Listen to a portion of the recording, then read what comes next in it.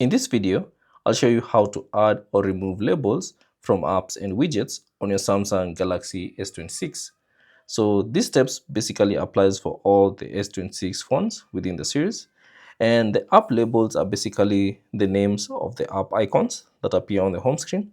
So as you can see, this app icon, the name is Gallery. So those are what we call the app labels. Now, if you want to add or remove these labels, simply go to Settings.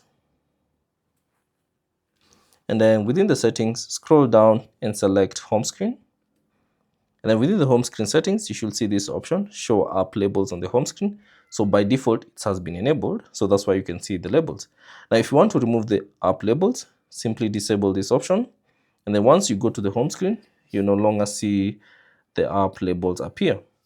Now, if you want to enable it, simply go to Settings again, and then select Home Screen. And then within the home screen, you should find this option again, Show App Labels, and enable that option.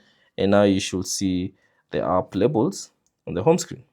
Now, once you enable the app labels on the home screen, you should see another option, Show Labels for Featured Widgets.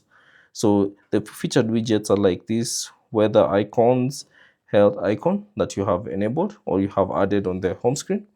So you can simply enable that as well. And then once you go to the home screen, you can see your widget has now an app label. If you disable this option, you'll no longer see the name for that particular widget on the home screen. So that's basically it on how to add and remove the labels for apps and widgets on the Samsung Galaxy S26. Thanks for watching, and I'll see you on the next one.